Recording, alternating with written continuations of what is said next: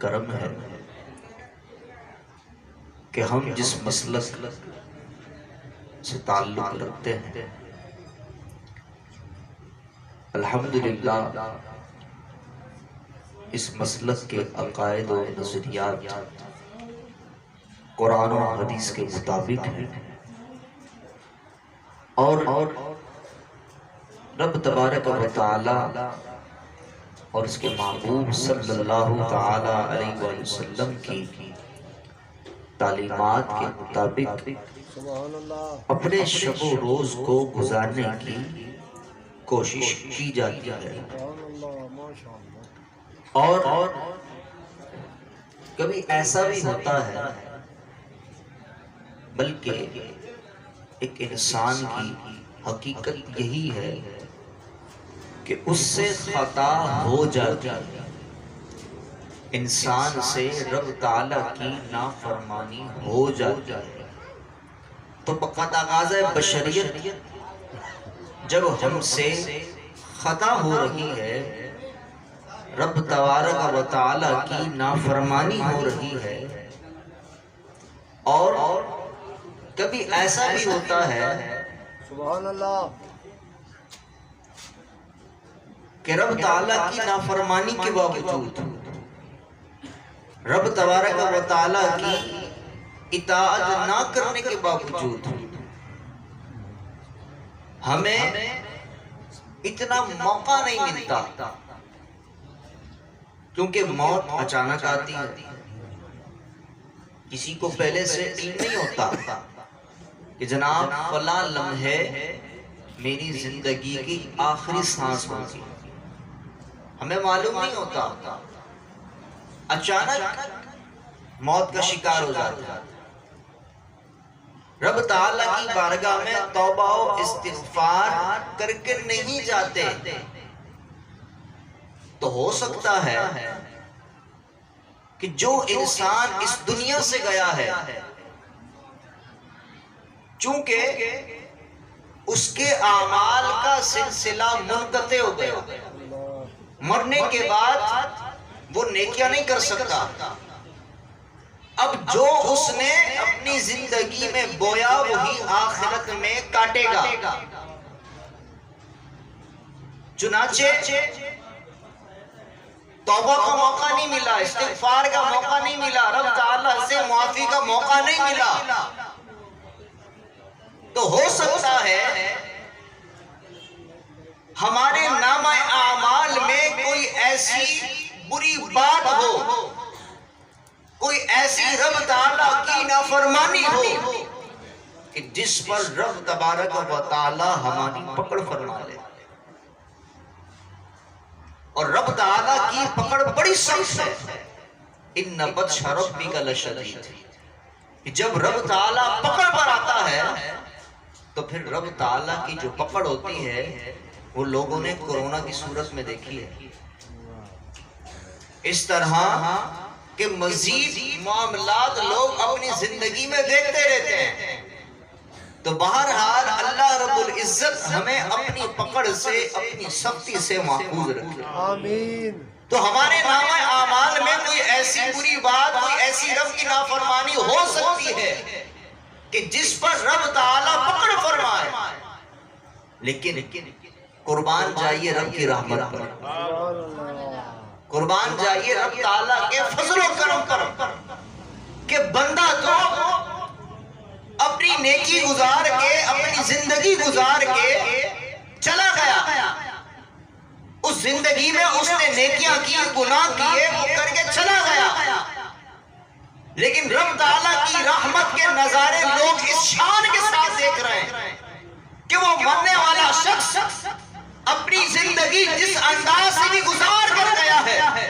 اب وہ جانے والا شخص کبھی ماں ہوتا ہے، کبھی ماں ہوتی ہے، کبھی والد ہوتا ہے، کبھی بھائی ہوتا ہے، کبھی عزیز و اقربا میں سے ہوتا ہے، کوئی بھی ہوتا ہے، تو رب تعالیٰ کے فضل و کرم کے ساتھ قرآن اس بات کو بیان کر رہا ہے کہ مرنے والا تو مر گیا، تمہارا اس کے ساتھ رشتہ تھا یا نہیں تھا، اس کو مکمل طور پر بیان کرتے ہوئے تعلیم فرما دیا کہ اس کی بخشش کی دعا کرو، فرمایا ربنا اغفر لی، مولا میری بخشش فرما، ولی والدیا، مولا میرے والدین کی بخشش فرما، وَلِلْمُؤْمِنِينَ يَوْمَ يَقُومُ الْحِسَابِ، اور سارے مومنوں کی بخشش فرما کہ جس دن قیامت کا حساب ہوگا۔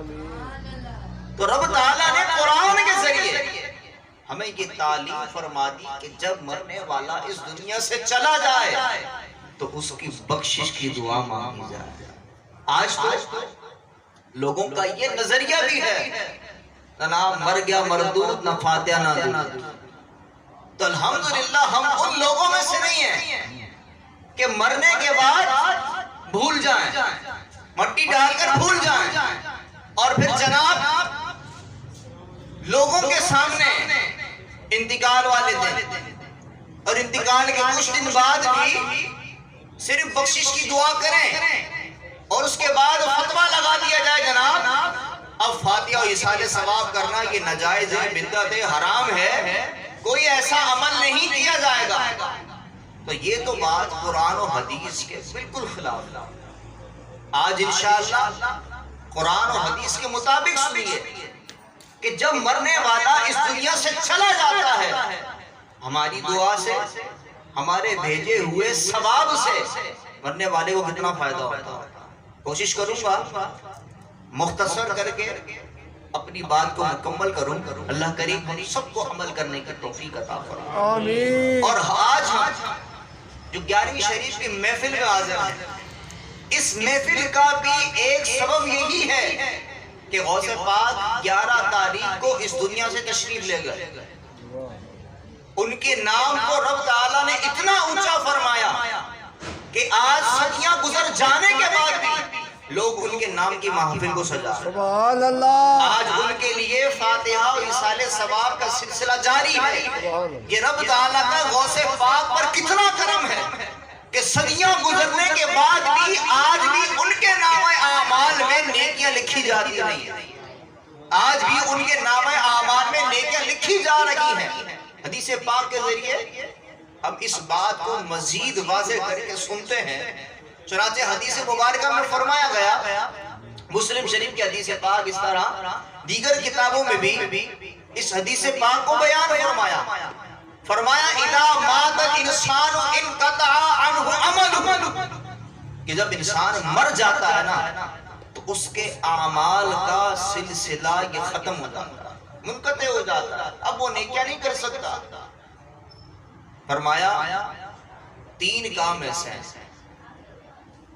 کام ایسے ہیں جو انسان کر لے تو پھر اس کے اعمال میں اضافہ ہوتا رہتا ہے۔ وہ کون سے ہیں؟ صدقۃ جاریہ، جو صدقہ جاریہ ہے وہ عمل ایسا ہے کہ انسان کو مرنے کے بعد بھی فائدہ پہنچاتا ہے۔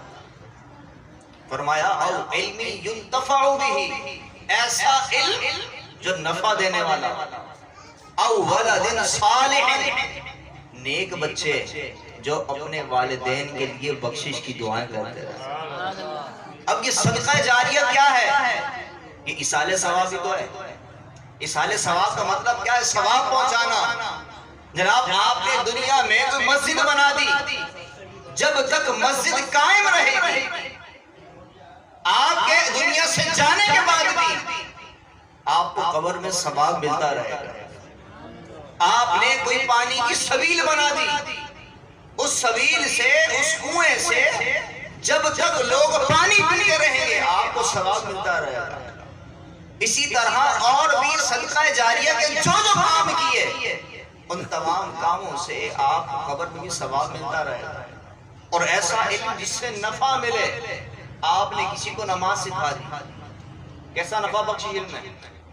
جب تک وہ نماز پڑھتا رہے گا آپ کو ثواب ملتا رہے گا۔ سبحان اللہ۔ اور ولد صالح، نیک بچے، نیک اولاد، یہ ایسی فائدہ بخش ہے کہ مرنے کے بعد اس نیک اولاد سے مرنے والے کو فائدہ ملتا ہے، اور فائدہ اس شان کے ساتھ ملے گا۔ پیارے محبوب کریم علیہ السلام نے فرمایا کہ مرنے والے کے درجات کو جب بلند کیے گا، مرنے والے کے درجات کو جب بلند کیا جائے گا تو وہ عرض کرے گا مولا میرے نامہ اعمال میں تو ایسی نیکی نہیں کہ میرا ایسا درجہ بلند کیا جائے. تو اسے بتایا جائے گا, اسے کہا جائے گا کہ جو تیرے پیچھے نیک اولاد تھی نا, اس نے تیرے لیے استغفار کیا ہے, تیرے لیے بخشش کی دعا کی ہے. تیری اولاد کی بخشش کی دعا اور استغفار کی وجہ سے رب تعالیٰ نے تیرے درجے کو بلند فرما دیا. اسی طریقے سے ایک اور حدیث پاک حضرت عائشہ صدیقہ رضی اللہ تعالی عنہا بیان فرماتی ہے, ایک صحابی رسول رضی اللہ تعالی عنہ بارگاہ رسالت میں حاضر ہوئے اور عرض گزار ہوئے, یا رسول اللہ میری ماں کا انتقال ہو گیا اور کوئی وصیت بھی نہیں کی. کچھ بھائی باتیں کر رہے ہیں, ان سے گزارش ہے کہ خاموشی کے ساتھ اگر بیٹھیں گے تو مجھے بیان کرنے میں توجہ نہیں بٹے گی. میں جو اپنی بات کرنا چاہتا ہوں کما حقہ میں انشاءاللہ بات کرنے میں کامیاب ہو جاؤں گا. اللہ کریم ہم سب کو محافل کے آداب کا خیال رکھنے کی توفیق عطا فرمائے. تو حضرت عائشہ صدیقہ رضی اللہ تعالی عنہا کی اس روایت میں صحابی رسول عرض کر رہے ہیں کہ میری ماں کا انتقال ہو گیا ہے اور میری ماں نے کوئی وصیت بھی نہیں کی, اور میں سمجھتا ہوں کہ اگر انہیں کسی بات کرنے کا موقع ملتا, انہیں کوئی بات کرنے کا موقع ملتا تو وہ صدقہ کرنے کا حکم فرماتی یا وہ صدقہ کرتی. چنانچہ عرض گزار ہوئے, یا رسول اللہ کیا میں اپنی ماں کی جانب سے صدقہ کروں تو میری ماں کو ثواب پہنچے گا؟ اس سوال پر پیارے محبوب علیہ السلام نے منع نہیں فرمایا بلکہ فرمایا نعم, جی ہاں, اگر تم اپنی ماں کی طرف سے اپنی ماں کے مرنے کے بعد صدقہ کرو گے تو ہماری ماں کو قبر میں ثواب پہنچے گا. اور اب ان احادیث پاک سے یہ واضح ہوا کہ اگر ہم مرنے والے کے لیے قرآن خوانی کرتے ہیں اور قرآن پڑھ کر اس کا ثواب رب تبارک و تعالیٰ کی بارگاہ میں حاصل کرنے کے بعد اپنے تمام مرحومین کو بخشتے ہیں تو رب تبارک و تعالیٰ کی رحمت ہے کہ رب تعالیٰ اس کا ثواب ہمارے مرحومین کو عطا فرمائے. لوگ اعتراض کرتے ہیں, جناب کہتے ہیں کہ کیسے بے وقوف لوگ ہیں, مسجد میں ایک بلب لگا دیا, مسجد میں صدقہ و خیرات کر دیا, محافل کا انعقاد کر لیا, اس کا ثواب پوری امت کو بخشے ہوتے ہیں. اور جناب حضرت آدم علیہ السلام سے لے کر قیامت تک جتنے بھی آئیں گے وہ جناب ایک نیکی کی ہے, سارے لوگوں کو ساری امت کو ثواب بخش رہے. ایسا کیسا ہو سکتا ہے؟ وہ کتنے پاگل لوگ ہیں. تو ہم کہتے ہیں جناب پاگل ہم نہیں ہیں, پاگل آپ ہیں. اگر کوئی شخص رب تعالیٰ کی بارگاہ میں دعا کر رہا ہے, مولا مجھے اتنی دولت عطا فرما کہ جتنے دریا کے سمندر کے قطرے ہیں, بتائیے ایسا شخص جو دعا کر رہا ہے, اتنی دولت مانگ رہا ہے, دریا کے ہر قطرے کے بدلے مال مانگ رہا ہے, تو اس کا رب تعالیٰ کی بارگاہ میں دعا کرنا صحیح ہے یا غلط ہے؟ صحیح ہے نا جناب. رب تعالیٰ کا بندے کا معاملہ ہے کہ رب تعالیٰ سے روپیہ مانگے, کروڑ مانگے, ارب مانگے, یہ رب تعالیٰ اور اس کا معاملہ ہے. آپ کون ہوتے بولنے والے اسے غلط؟ وہ رب تعالیٰ سے مانگ رہا ہے, اپنے رب سے مانگ رہا, آپ سے نہیں مانگ رہا. آپ سے مانگے گا تو چار بندوں کے سامنے ذلیل کرو گے, رسوا کرو گے, بے عزت کرو گے اور کسی کو منہ دکھانے لائق نہیں چھوڑو گے. لیکن رب تعالیٰ سے تو روپیہ مانگو, کروڑ مانگو, لاکھ مانگو, ارب مانگو, رب تعالیٰ نے کسی کو نہیں بتانا کہ اس نے مجھ سے روپیہ مانگا ہے, قطرہ مانگا ہے, سمندر مانگا ہے, بے حساب مانگا ہے, کیا مانگا ہے, صرف آپ جانتے ہیں, رب جانتا ہے. تو جناب ہم بھی تو رب تعالیٰ کی بارگاہ میں عرض کرتے, مولا جو تو ہمیں ثواب عطا فرما رہا ہے، ہم تیری بارگاہ میں دعا کرتے ہیں اپنے محبوب کو عطا فرما، اپنے محبوب کے صدقے سارے انبیاء کو عطا فرما، اپنے انبیاء کے صدقے سارے اولیاء کو عطا فرما، اور سارے اولیاء کے صدقے اپنے محبوب کے صدقے حضرت آدم سے لے کر قیامت تک جتنے بھی مسلمان آئیں گے ان سب کو عطا فرما۔ تو ہم تو رب تعالیٰ کی بارگاہ میں دعا کر رہے ہیں مولا ان سارے لوگوں کو ثواب عطا فرما۔ تو کیا آپ یہ سمجھتے ہیں کہ رب تعالیٰ اتنا محتاج ہے کہ سارے لوگوں کو ثواب نہیں دے سکتا؟ بے شک دے سکتے ہیں، سارے لوگوں کو جب وہ روزی دے سکتا ہے، سارے لوگوں کو رزق دے سکتا ہے، سارے بیماروں کو شفا دے سکتا ہے، تو اگر ہم رب تعالیٰ کی بارگاہ میں دعا کریں مولا ساری کائنات کو ثواب عطا فرما، جو مسلمان انتقال کر چکے ہیں سب کو ثواب عطا فرما، تو میرا رب اس بات پر قادر ہے کہ رب تبارک و تعالیٰ ہر بندے مومن کو ثواب ضرور عطا فرمائے۔ نعرہ تکبیر، نعرہ رسالت، نعرہ تحقیق، نعرہ حیدری، نعرہ غوثیہ۔ جناب آپ ہی کہتے ہیں رب کے خزانوں میں کیا کمی ہے، تو پھر اعتراض کرنا رب کے خزانوں میں کوئی کمی نہیں ہے نا، تو رب تعالیٰ کے خزانے میں ثواب کی بھی کمی نہیں ہے۔ دیکھو یہی رب ہے جو جمعہ کے دن نیکیاں بڑھا دیتا ہے، وہی رب ہے نا جو رمضان میں نفل کا ثواب فرض کے برابر کر دیتا ہے، فرض کا ثواب 70 گنا عطا فرماتا ہے، یہی رب ہے۔ آپ کہتے ہیں رب تعالیٰ کے خزانوں میں کمی نہیں ہے، تو جناب جب ہم ساری امت کو سارے مسلمانوں کو اِسالے ثواب کرتے ہیں اس پر اعتراض نہیں کرتے، تو مان لو کہ ہماری عقل کی کمی ہے یا ہماری ضد ہے، ہماری ہٹ درمی ہے، ہم اس کی وجہ سے نہیں مان پاتے۔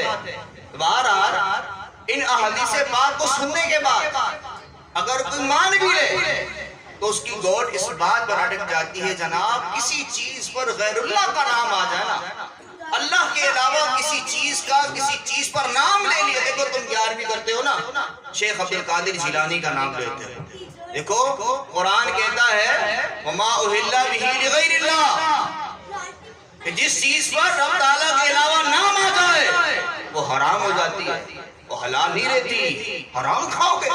دیکھو اللہ کے علاوہ شیخ عبد القادر جیلانی کا نام لیا، دیکھو چھٹی میں خواجہ غریب نواز کا نام لیا، دیکھو داتا علی حجویری کا نام لیا، دیکھو عبداللہ شاہ غازی کا نام لیا۔ تمہاری یہ ساری چیزیں تو ناجائز ہو گئی، حرام ہو گئی۔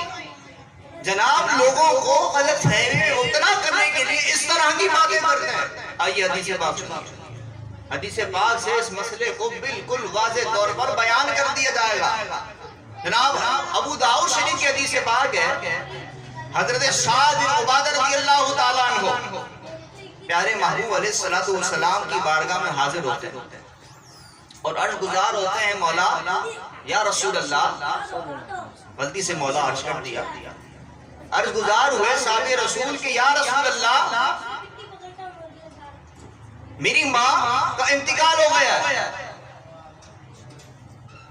مجھے کوئی ایسا عمل بتائیے کہ جس سے میری ماں کو قبر میں فائدہ پہنچے۔ انتقال کے بعد اپنی ماں کے لیے پیارے محبوب علیہ السلام کی بارگاہ میں عرض کر رہے ہیں کہ مولا مجھے کوئی ایسا، یا رسول اللہ مجھے کوئی ایسا عمل بتائیے کہ جس سے میری ماں کو قبر میں فائدہ پہنچے۔ پیارے محبوب علیہ السلام نے پانی کا حکم فرمایا، پیارے محبوب علیہ السلام نے پانی کا حکم فرمایا۔ حضرت سعد بن عبادہ رضی اللہ تعالی عنہ نے اپنی ماں کے لیے کنواں کھدوایا۔ بولیے کیا کھدوایا؟ کنواں کھدوایا، اور اس کنویں کا نام پتہ ہے کیا رکھا گیا؟ اللہ کے نام پر ہی رکھا گیا، اللہ کے نام پر نہیں رکھا گیا بلکہ اس کا نام بھی غیر اللہ کے نام پر رکھا گیا۔ اور رکھنے والے کون ہیں؟ صحابی رسول ہیں، اور صحابی رسول یہ حدیث پاک بیان فرما رہے ہیں اور فرما رہے ہیں کہ یہ جو کنواں کھدوایا گیا ہے اس حدیث پاک میں فرمایا گیا ہذہ لأم سعد، کہ یہ کنواں سعد کی ماں کے لیے ہے۔ اس کنویں پر کس کا نام آیا؟ سعد کی ماں کا، ام سعد کا نام آیا۔ تو بتائیے صحابہ کرام رضی اللہ تعالی عنہم نے پیارے محبوب کریم صلی اللہ تعالی علیہ وسلم نے اس کنویں سے پانی کو ناجائز، حرام، شرک و بدعت قرار نہیں دیا۔ آج اگر امام علی مقام امام حسین رضی اللہ تعالی عنہ کی محبت میں شربت بانٹا جاتا ہے، سبیل لگائی جاتی ہے، تو جناب اس کی نسبت غیر اللہ کی طرف ہے، اللہ کے علاوہ کسی کی طرف ہے۔ جناب اس سبیل امام حسین سے پانی پینا حرام ہو گیا۔ تو بتائیے اس کنویں سے پانی پینا پھر جائز کیوں تھا؟ پیارے محبوب علیہ السلام نے بھی کرم فرمایا ہوگا، صحابہ کرام رضی اللہ تعالی عنہم نے بھی اس کنویں سے پانی نوش فرمایا ہوگا۔ تو اس حدیث پاک سے یہ بات ثابت ہو رہی ہے کہ اگر کسی چیز پر غیر اللہ کا نام آ جائے تو وہ ناجائز و حرام نہیں ہو جاتی۔ تو پھر یہ بات کیا ہے جو بیان کی جاتی ہے جناب کسی چیز پر غیر اللہ کا نام آ جائے وہ حرام ہو جاتی ہے؟ تو یہ بات کیا ہے؟ یہ بات صرف اور صرف غلط فہمی اور غلط فہمی پھیلانے کی ہے، چونکہ یہ قاعدہ اور قانون ہے کہ رب تعالیٰ کا فیصلہ ہے کہ جب جانور ذبح ہوگا، آپ توجہ ادھر، جب جانور ذبح ہوگا، جانور کے ذبح ہونے کے وقت کس کا نام لیا جائے گا؟ کس کا نام لیا جائے گا جناب؟ میرے خیال سے جانور کی قربانی کا بھول گئے، بلند آواز سے کہیں کس کا نام لیا جائے گا؟ اللہ کا۔ آپ قربانی کرتے ہیں کس کے نام پر قربان کرتے ہیں؟ اللہ کے نام پر قربان کرتے ہیں، بسم اللہ اللہ اکبر کہہ کر قربانی کرتے ہیں۔ ویسے بھی جانور ذبح کرتے ہیں بسم اللہ اللہ اکبر کہہ کر ذبح کرتے ہیں، رب تعالیٰ کا نام لیتے ہیں۔ تو جناب یہ بات اس مقام پر کہ جانور ذبح کرتے وقت اگر کسی غیر اللہ کا نام لیا، اب چاہے وہ پیارے محبوب علیہ السلام کی ذات، کوئی نبی ہو، کوئی بزرگ ہو، اگر کسی نے جانور کو ذبح کرتے وقت کسی بھی نبی کا نام لے لیا، کسی بھی بزرگ کا نام لے لیا، کسی بھی ولی کا نام لے لیا، ہم بھی کہتے ہیں جانور حرام ہو گیا، کیونکہ آپ اپنے والد کے صالح ثواب کے لیے، حضور دادا علی حجویری کے لیے، خواجہ غریب نواز کے لیے، حضور سیدی غوث پاک کے لیے اگر جانور قربان کرتے ہیں تو آپ جانور کو اگرچہ ان لوگوں کے لیے قربان کر رہے ہیں، لیکن جب بھی جانور کو ذبح کریں گے تو رب تعالیٰ کا نام لے کر کریں گے۔ اب رب تعالیٰ کا نام لے کر جانور کو ذبح کر دیا، اللہ کی راہ میں قربان کر دیا، اب رب کی بارگاہ میں عرض کریں گے مولا یہ تو جانور ذبح ہو گیا، اس کا ثواب ہمارے غوث پاک کو عطا فرما۔ اب بتائیے اب ناجائز کیسے ہوا؟ اگر آپ یہی قاعدہ رکھیں گے نا جناب جس چیز پر غیر اللہ کا نام آ جائے وہ ناجائز و حرام ہو جاتی ہے۔ بتائیے آپ دفتر میں کام کرتے ہوں گے، کتنے ہی لوگوں کے گھر سے کھانے لے جانے کا معمول ہوتا ہے۔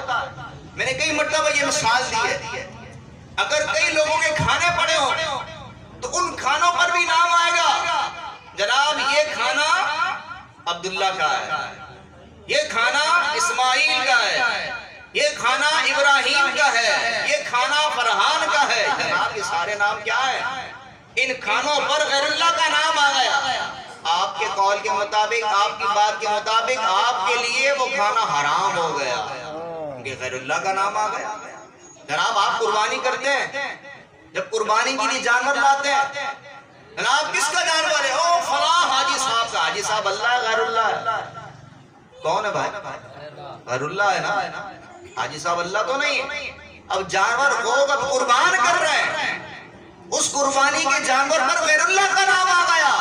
مثال کے طور پر حاجی عبدالقادر صاحب جانور قربانی کا لے کر آئے ہیں رب تعالیٰ کی بارگاہ میں قربان کرنے کے لیے، لیکن کوئی پوچھتا ہے تو کہا جاتا ہے حاجی عبدالقادر صاحب کا جانور ہے، حاجی عبدالقادر صاحب کی گائے ہیں، کوئی نہیں کہتا جناب غیر اللہ کا نام آ گیا ہے، اب قربانی ضائع ہو چکی۔